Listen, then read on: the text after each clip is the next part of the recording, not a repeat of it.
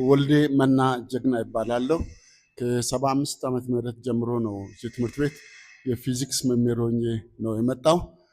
ስመጣ ባይዘዌ በጣም ገርሞኛል። ምክንያቱም ይሄ ትምህርት ቤት አማርኛ ቋንቋ ባይዘዌ ሲመጣ መጀመሪያ የሁለተኛ ቋንቋ ነው፣ ግን በአንዳንድ ስብሰባ ብዙ ስለሚናገር ነው መሰለኝ ይሄ የአማርኛ መምህሩ ይባል ነበር።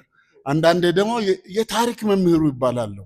ተማሪዎች አንዳንዱ የማያውቁኝ እንደዚህ ይላሉ። እና ከ77 ዓመት ምህረት በኋላ ግን አኒሜተር ሆኜ ሰርቻለሁ፣ በመላው ክፍለ ሀገር ማለት ነው። በጎንደር ክፍለ ሀገር ያ ምንድነው እኔም ይገርመኝ ነበር። ቋንቋ አማርኛ ይነገራል፣ እንግሊዘኛ ይነገራል በፋሲለደስ ትምህርት ቤት።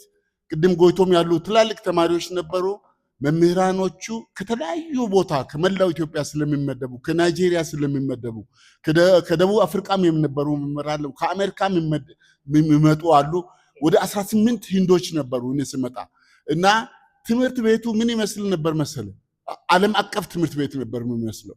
ሁሉ ቋንቋ ሂንዱ በዛ ይናገራል፣ ጉራግኛ አለ፣ ወላይትኛ አለ፣ ኦሮምኛ አለ። ማቴዎስን ልረሳ አልችልም ኦሮምኛ ስናገር። አንድ ጊዜ ምን አለ መሰለ?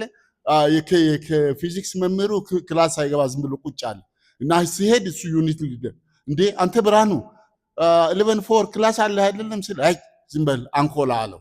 አማርኛ ብዙ አያውቅም። አንኮላ እንግዲህ ስድብ ነው አይደል?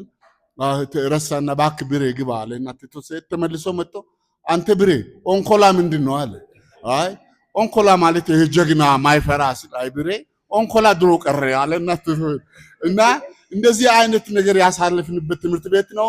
ትዝታዬ ነው። እዚህ እኛን ለማገናኘት በዚህ ደረጃ ስላበቃችሁ አስኔ እና ግሩፑ ሁሉ እግዚአብሔር ይስጥልኝ። በጣም አመሰግናለሁ።